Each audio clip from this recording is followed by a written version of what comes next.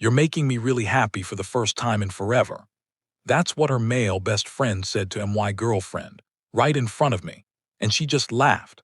I'm Gage, 26M, field engineer for a solar installation company.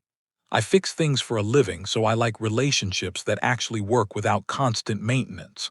Been dating Rowan, 28F, for 4 months now, and up until recently, everything felt solid.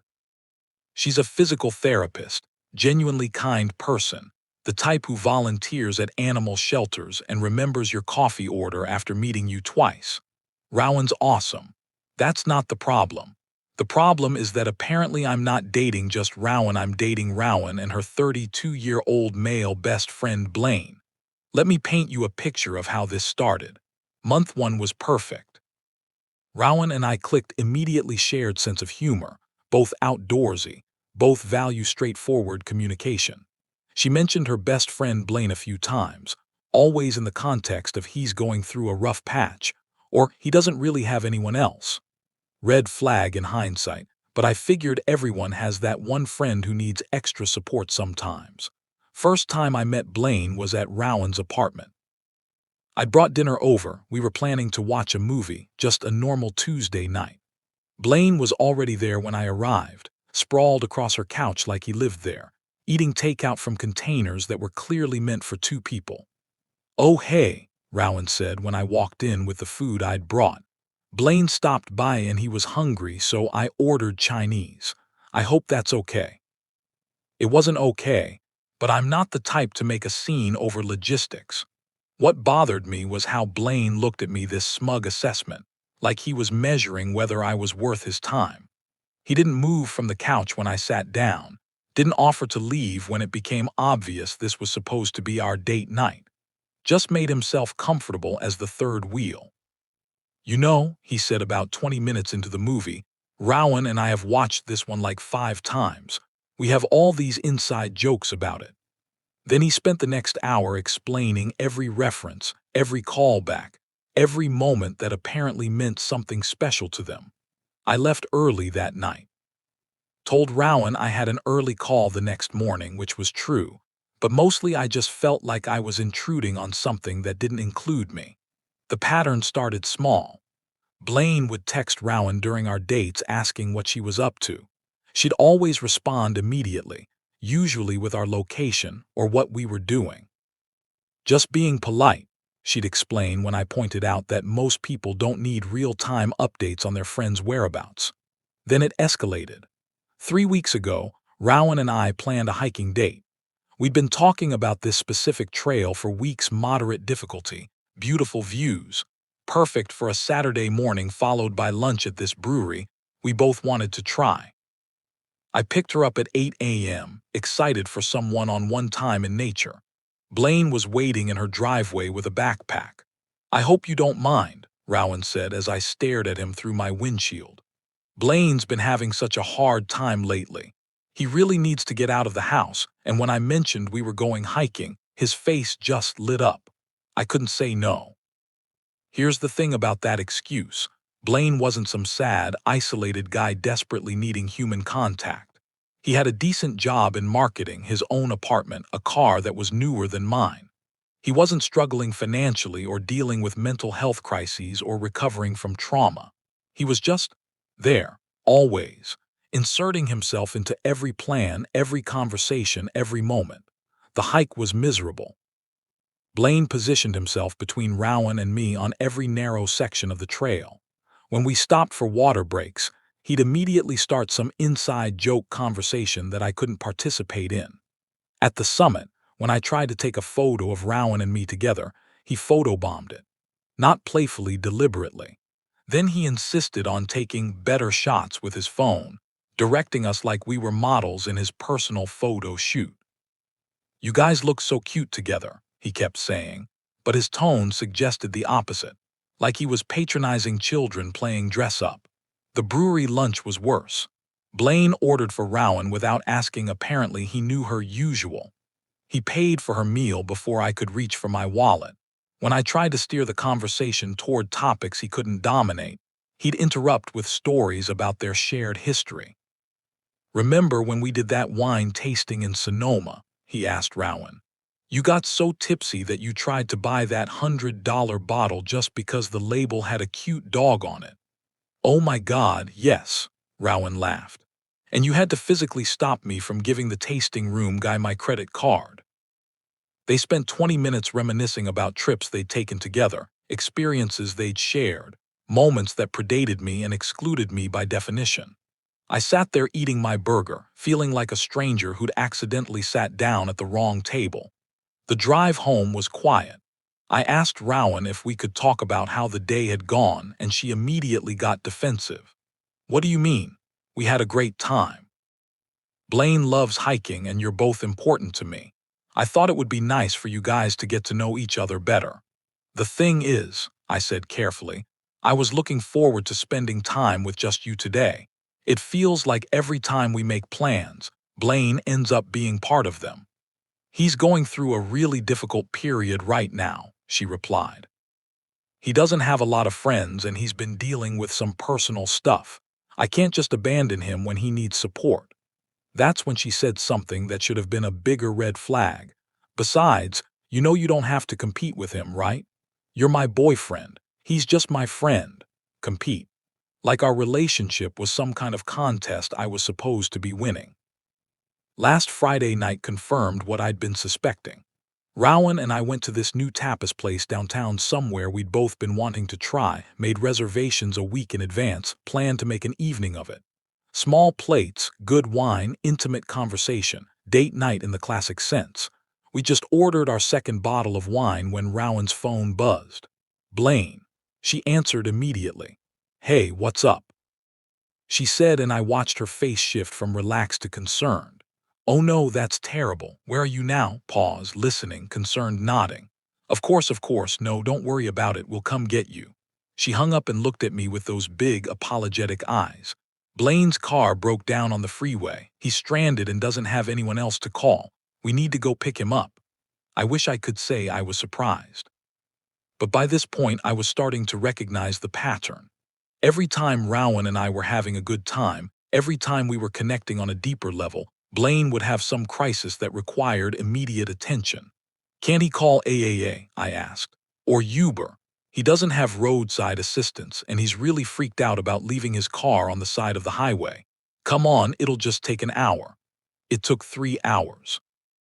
By the time we rescued Blaine and dealt with his car situation, and listened to his dramatic retelling of the whole ordeal, our dinner reservation was long gone, and I was stone cold sober. We ended up at a 24-hour diner, where Blaine ordered coffee and pie, and spent another hour detailing every aspect of his automotive problems, while Rowan provided sympathetic commentary. I don't know what I'd do without you, Ro, he said, reaching across the table to squeeze her hand. You're literally the only person in my life who would drop everything to help me. That means everything. And Rowan beamed, actually beamed, like she just won an award for Best Supporting Friend. That's when it hit me. I wasn't dating one person. I was dating a package deal, and I wasn't the primary component of that package. The breaking point came Tuesday night. Rowan was at my apartment, a rare occurrence, since Blaine had somehow never gotten my address and couldn't just drop by unexpectedly. We'd cooked dinner together, opened a bottle of wine, were settling in to watch something on Netflix. The kind of quiet, intimate evening that makes you remember why you like someone in the first place. Rowan was curled up against my side on the couch, and I was thinking about how good this felt, how right it felt when her phone rang. Blaine again. She didn't apologize or ask if it was okay to answer, just picked up immediately. What's wrong? She said, because apparently that's how all their conversations started now. I couldn't hear his side of the conversation, but I could see Rowan's face cycling through concern, sympathy, and what looked like genuine distress. After about 5 minutes, she hung up and looked at me. I need to go, she said. Blaine's having a really bad night. He's been drinking and he's in a dark place and I'm worried about him. What kind of dark place? I asked. Just depressed, lonely, you know how he gets. I didn't know how he gets, because Blaine seemed perfectly fine every time I saw him. Manipulative and boundary crossing, sure, but not suicidal or in genuine crisis. Can't he call a suicide prevention hotline if he's really in danger? Or go to the emergency room? Rowan looked at me like I'd suggested something cruel. I'm not going to tell someone who's struggling to call a stranger when he has a friend who cares about him. She left. At 9 p.m. on a Tuesday night, she left our peaceful, romantic evening to go comfort a 32-year-old man who couldn't handle being alone with his feelings for one night. I sat in my apartment finishing the wine we'd opened together and realized I was tired. Not just tired from a long day at work, tired of feeling like I was auditioning for the role of boyfriend in someone else's life. Tired of coming in second place to someone who wasn't even her romantic partner.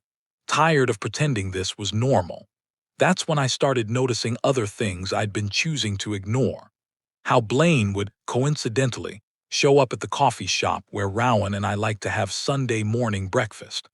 How he'd text her during movies, knowing she'd respond and ruin whatever we were watching. How he'd call during the most intimate moments, not after, not before, but during. Like he had some kind of radar for when we were connecting. And Rowan never shut it down. Never said, "I'm busy, can I call you back?" Never set her phone aside for a few hours. Never prioritized our time together over his need for constant validation. I realized I'd been making excuses for something that wasn't an accident. This wasn't a friend going through a rough patch who needed extra support. This was a man who had systematically positioned himself as the most important person in my girlfriend's life, and she was letting him stay there. Update 1. All right, guys. Couple of you asked for the update, so here it is. Had to think about how to explain this without sounding like some controlling asshole, because I promise that's not what this is about. So after the Tuesday night incident where Rowan left our date to comfort Blaine, I knew I needed to have a real conversation about what was happening. Not hints, not passive-aggressive comments, actual direct communication about boundaries and priorities. I waited until the weekend. Rowan came over Saturday morning and we made breakfast together, pancakes, good coffee, the kind of relaxed domestic stuff that reminded me why I liked her in the first place. When we were settled at my kitchen table, I brought it up. I want to talk about Tuesday night, I said, and about Blaine in general. Immediate defensive body language. Shoulders up, fork down, that look people get when they're preparing to be attacked. What about him? I feel like he's becoming a third person in our relationship, I said, trying to keep my tone neutral. Every time we make plans, he either joins us or interrupts us. I'm not asking you to cut him off or anything, but I'd like some boundaries around our time together. He's my best friend, Gage. He's been in my life way longer than you have. That stung, but I pushed through. I'm not asking you to choose between us. I'm asking for some space to just be us sometimes. Like maybe we could have one evening a week where phones go off and it's just you and me. What if there's an emergency? What if there isn't? I countered. Because so far, every emergency has been him feeling lonely or having car trouble or needing someone to talk to. That's not the same as a medical crisis. She got quiet for a long time, poking at her pancakes. When she finally looked up, she said, "You don't understand what he's been through. He doesn't have family support like you do. His parents are awful. He doesn't have siblings. Most of his friendships have fallen apart over the years. I'm literally all he has." That's a lot of pressure to put on one person, I said gently. And it's not really fair to you either. No one should be someone else's entire support system. So what? I should just abandon him when he needs me most? I'm not saying abandon him. I'm saying maybe he needs to build other connections instead of relying entirely on you. And maybe we need to protect our relationship by setting some limits on how available you are 24/7. The conversation lasted about an hour.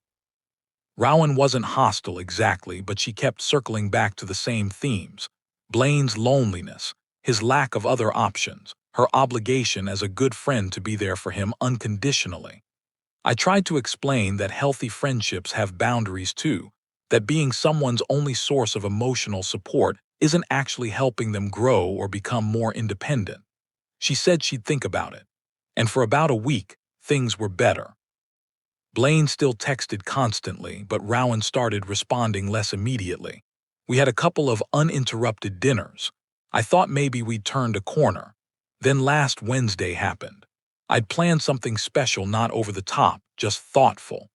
Rowan had mentioned months ago that she'd never seen a meteor shower, and there was supposed to be a good one visible this week.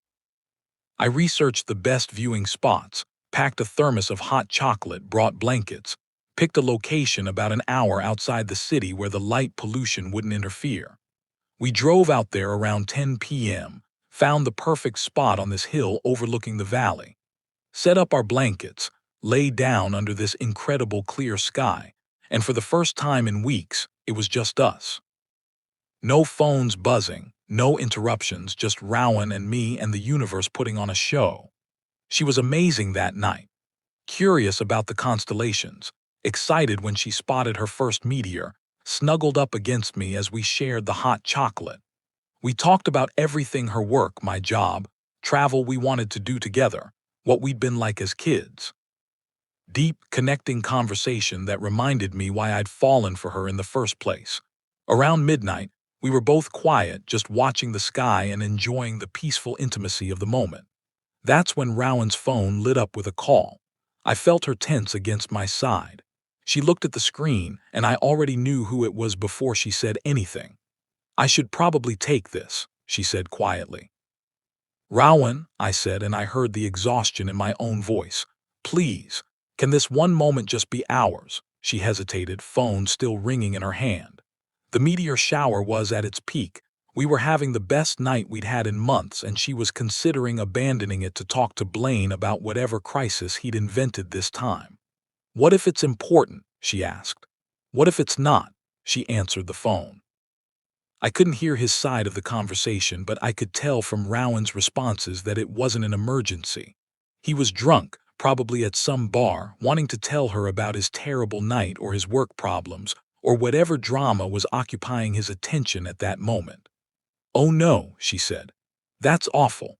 Where are you now? Are you okay to drive?" I lay there on the blanket, looking up at meteors streaking across the sky, listening to my girlfriend comfort another man instead of sharing this experience with me. It was surreal, like I was watching someone choose to miss a once-in-a-lifetime moment because someone else couldn't handle being alone with their feelings for a few hours. The call lasted 25 minutes. By the time she hung up, the meteor shower was winding down and the magic of the evening was completely broken. "Sorry about that," she said, settling back down beside me. "Blaine's having a really rough night. His boss was a jerk to him today and he went out drinking, and now he's spiraling about his job and his life and everything." "Did he need you to pick him up?" I asked. "Was he in danger?" "No, he got an Uber home. He just needed someone to talk to. At midnight, during our date, about work problems." "Don't be like that, Gage. You know he doesn't have anyone else." That's when it really sank in. This was never going to change. It didn't matter if we were having the most romantic night of our lives or the most important conversation of our relationship. Blaine's needs, not emergencies, just needs, would always take priority over our time together. I tried one more time the next day, called her and asked if we could talk about what had happened. "I thought we already talked about this," she said, sounding tired. "We did, but clearly we didn't solve anything. You took a call from Blaine in the middle of our date, again. I'm not asking you to be a bad friend, but I need to know that our relationship matters enough to protect sometimes." "It does matter. But I can't just turn my back on someone who's struggling." "He's not struggling, Rowan. He's needy. There's a difference." Silence on her end. "Okay," she said finally. "Maybe we should take a break to think about what we both want here." That's when I knew this wasn't going to work. Because when forced to choose between setting boundaries with Blaine and taking a break from me, she chose the break. But here's where it gets interesting. 2 days after that conversation, I got a Facebook message from someone I didn't know. Guy named Cyrus Keene. The message was short. "Saw you're dating Rowan. Be careful with Blaine. I was in your position once." My first instinct was to delete it. Sounded like jealous ex-boyfriend bullshit, and I didn't need that drama in my life. But something about the tone made me read it again. It wasn't angry or bitter, just tired. Like a warning from someone who'd been through something unpleasant and wanted to spare me the same experience. I looked at his profile. Normal-looking guy, around my age, worked in finance. Had photos with friends, seemed to have a healthy social life. Not obviously crazy or stalkerish. And then I saw a photo from about 2 years ago. Him and Rowan at some kind of outdoor festival, smiling and looking very much like a couple. I messaged him back. "What do you mean?" His response came an hour later. "Blaine will sabotage every relationship Rowan has until she realizes what he's doing. I dated her for 8 months. Same patterns you're probably seeing. He inserts himself into everything, creates crises when you're getting close to her, makes you feel like you're competing for her attention. She can't see it because she thinks she's helping a friend. But he's not trying to be helped. He's trying to keep her single and available to him." I stared at that message for a long time. 8 months. Someone else had lasted 8 months dealing with the same shit I'd been dealing with for 4. How did it end? I typed. I finally gave her an ultimatum, me or him. She chose him, obviously. Said I was being controlling and insecure. We broke up, and 6 months later she reached out to apologize. Said she was finally seeing the patterns I'd been talking about. By then I'd moved on. Is she still dealing with this with him? As far as I know, yeah. I heard through mutual friends that she's dated a couple other guys since me, but nothing lasted long. Blaine's still the constant in her life. That night I lay in bed thinking about what Cyrus had told me. 8 months of this. Other guys after him who'd probably gone through the same cycle. And Rowan apparently stayed in the pattern, losing relationship after relationship, but never seeing the common thread. I wasn't the first guy to feel like I was competing for my own girlfriend's attention. I wasn't the first one to have romantic moments interrupted by Blaine's crises. I wasn't the first one to feel crazy for expecting my relationship to take priority sometimes. This was Blaine's system, and it worked. Update 2: after Cyrus messaged me about his experience with Rowan and Blaine, I started paying closer attention to the timing of Blaine's crises. And holy shit, the pattern is so obvious once you see it.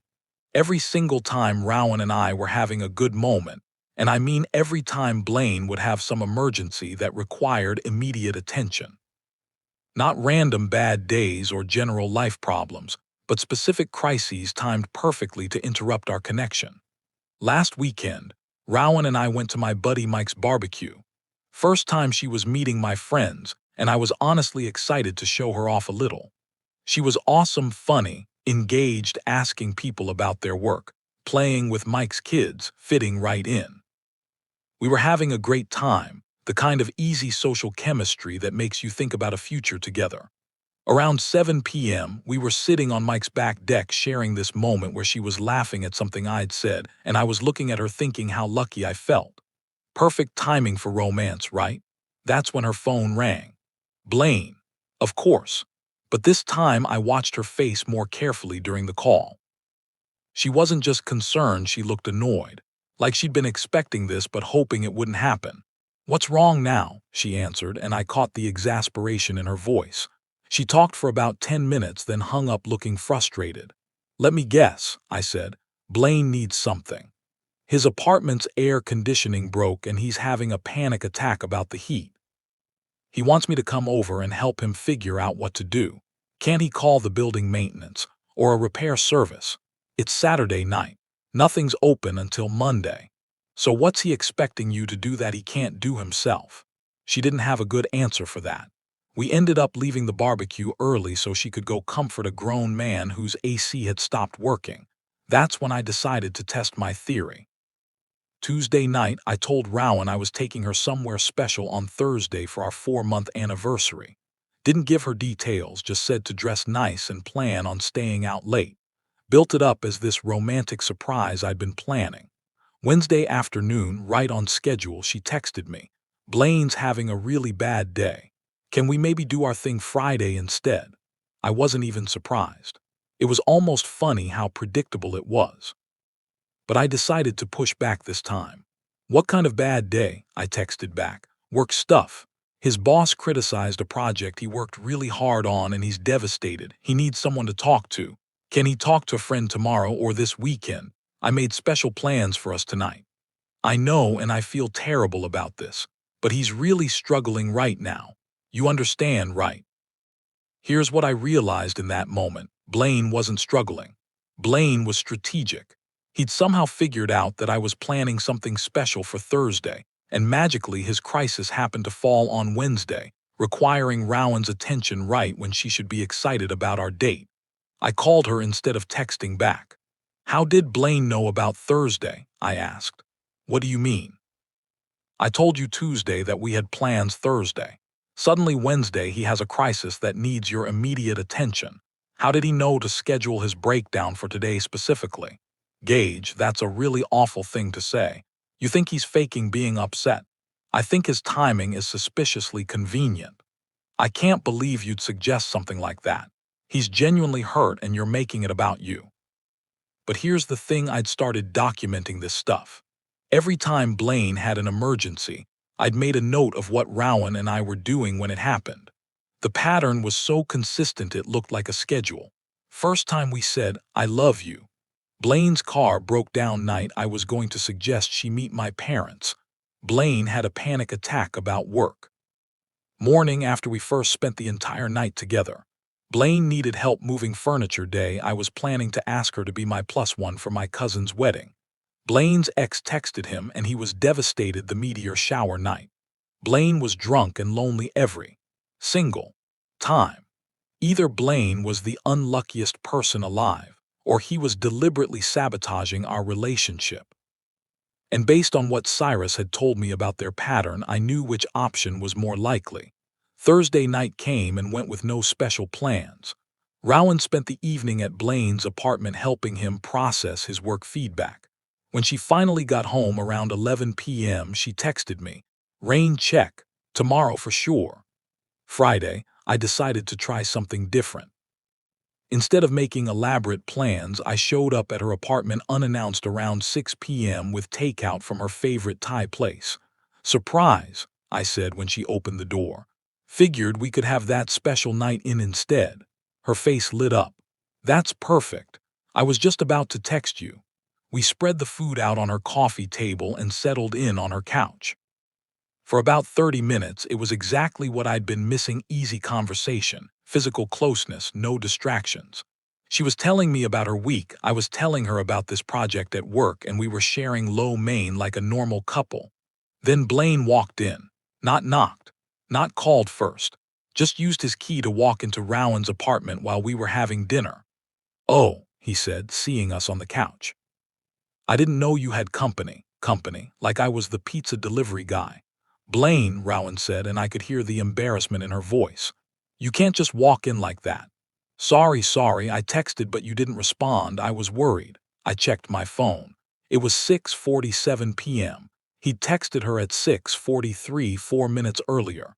He was worried because she hadn't responded to a text in 4 minutes. "I was going to head out anyway," I said, starting to pack up the takeout containers. "Don't leave on my account," Blaine said, settling into the chair across from us. "I just stopped by to return Rowan's book." He held up a paperback novel. This whole dramatic entrance was about returning a book that probably cost $8. "You could have just left it by the door," Rowan said. "I wanted to see what you thought of the ending. You said you'd finish it this week." And just like that, we were discussing the book. Rowan and Blaine analyzing characters and themes and plot points while I sat there eating Thai food and watching my romantic evening evaporate in real time. "I should probably go," I said after about 20 minutes of being the third wheel in my own relationship. "You don't have to," Rowan said, but it was half-hearted. She was clearly absorbed in her conversation with Blaine. "Yeah, I do." That's when Blaine looked directly at me and said something that made my blood run cold. "You know, Rowan and I have this connection that's really special. Not romantic, obviously, but like soulmates, you know? I've never had anyone understand me the way she does." Rowan smiled. Actually smiled at that comment. "Blaine's right," she said. "We just get each other in this way that's hard to explain." I looked at both of them sitting there, him in her chair like he owned it, her on the couch glowing with pride at being called his soulmate, and realized I was completely outmatched. This wasn't about friendship. This wasn't even about Blaine being needy or codependent. This was about him being in love with my girlfriend and systematically eliminating any competition for her attention. And she was letting him do it. More than that, she was enjoying it. I left without making a scene. Drove home thinking about what Cyrus had said. She chose him, obviously. Now I understood what he meant. The next morning, I texted Rowan. We need to talk. Tonight, at my place, no interruptions. Her response, can we do it Sunday instead? Blaine's having people over and he wants me to be there. That's when I knew this relationship was over. Not because she was cheating or lying or doing anything technically wrong, but because she'd already decided who her priority was, and it wasn't me. I just needed to figure out how to end it without looking like the controlling asshole who couldn't handle his girlfriend having friends. Final update: Rowan came over around 7 p.m. looking nervous. I think she knew what was coming, probably could tell from my text that this wasn't going to be a casual check-in conversation. I'd spent the whole day thinking about how to approach this without sounding bitter or controlling. Because honestly, I wasn't angry at her. Frustrated, yes. Disappointed, absolutely. But not angry. She wasn't trying to hurt me, she just had different priorities than I'd assumed. I've been thinking about us, I said once we were settled at my kitchen table. About what I need in a relationship and whether we're compatible. Okay, she said quietly. I need to feel like I'm dating one person, not a committee. I need to know that sometimes our time together will be protected, that we can have moments that are just ours. And I need to feel like my girlfriend sees me as her romantic priority, not just another friend competing for her attention. She was quiet for a long time, fidgeting with her coffee mug. Those seem like reasonable things, she said finally. They are, but I don't think I can have them with you. Because of Blaine.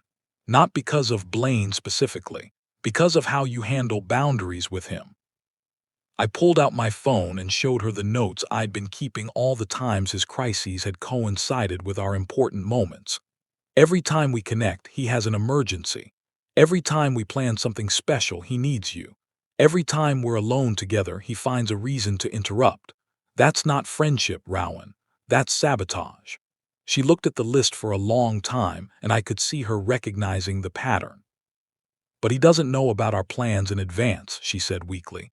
Doesn't he? You tell him everything, where you're going, who you're with, what you're doing. He has enough information to know exactly when to have his next crisis. You're saying he does this on purpose. I'm saying the timing is awfully convenient. She was quiet again, processing. When she finally looked up, there were tears in her eyes. I don't know how to have friendships without being completely available, she said. When someone I care about needs me, I can't just ignore them. I'm not asking you to ignore anyone. I'm asking you to set boundaries. To say, I'm with my boyfriend right now, can we talk tomorrow? To turn your phone off sometimes. To prioritize our relationship occasionally. But what if it really is an emergency? Then they'll call 911. Or find another friend, or handle it themselves like adults do.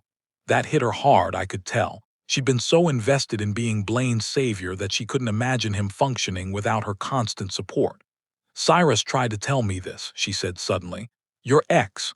He said I was enabling Blaine, that I was letting him manipulate me. I thought he was being jealous and possessive. She looked up at me. Was he right? I think he saw what I'm seeing. Someone he cared about being taken advantage of by someone who wasn't as helpless as he pretended to be. So what do you want me to do? Cut him off completely? Here's where I could have made demands. Could have given her an ultimatum or tried to negotiate terms for how she managed her friendship. But I realized that wasn't fair to either of us. I don't want you to do anything, I said. I'm not going to ask you to change how you handle your friendships, but I also can't keep dating someone who won't set boundaries with another man who's clearly in love with her. Blaine isn't in love with me. Rowan, come on. She was quiet for a long time. When she spoke again, her voice was very small. Even if he is, I'm not responsible for his feelings. No, but you are responsible for how you respond to them. And right now you're responding in a way that encourages them and excludes me. We talked for another hour. She cried a little, asked if there was any way to work this out, any compromise we could find. I told her honestly that I didn't see this wasn't a problem that could be solved with better communication or clearer expectations. It was a fundamental incompatibility about what a romantic relationship should look like. "I really care about you," she said as she was getting ready to leave. "I care about you too. That's why I'm not going to stick around and gradually resent you for something you're not willing to change. Maybe I could try to set better boundaries. Maybe you could. But you shouldn't have to try. It should come naturally because you want to protect what we have together. And it doesn't. When push comes to shove, you choose him every time."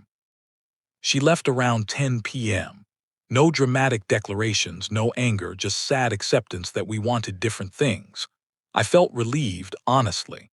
Not happy. I genuinely liked Rowan and had hoped we might work long term. But relieved that I wasn't going to spend another month feeling like I was auditioning for my own girlfriend's attention. This morning I woke up to a text from her. "You were right about everything. I'm sorry it took me so long to see it." I don't know if that means she's planning to set boundaries with Blaine or if she's just acknowledging that our relationship couldn't work as long as she didn't. Either way, it's not my problem anymore. The thing I keep thinking about is what my buddy Mike said when I told him what happened. "You can't make someone prioritize you, man. They either do or they don't." Rowan didn't prioritize me. Not because she's a bad person or because she didn't care, but because she'd structured her life around being indispensable to someone who didn't want her to have other relationships. And she wasn't ready to change that structure, even for someone she claimed to love. I'm not bitter about it. 4 months isn't long enough to be devastated over, and I learned something important about what I need in a partner. I need someone who can set boundaries with friends who overstep. Someone who understands that romantic relationships require protection and intentionality. Someone who chooses me clearly and consistently, not just when it's convenient. Rowan wasn't that person. Maybe she will be someday, maybe she won't. But she won't figure it out while I'm sitting around hoping she'll choose me over her emotionally manipulative best friend. I'm not competing for anyone's attention anymore. The right person won't make me feel like I have to.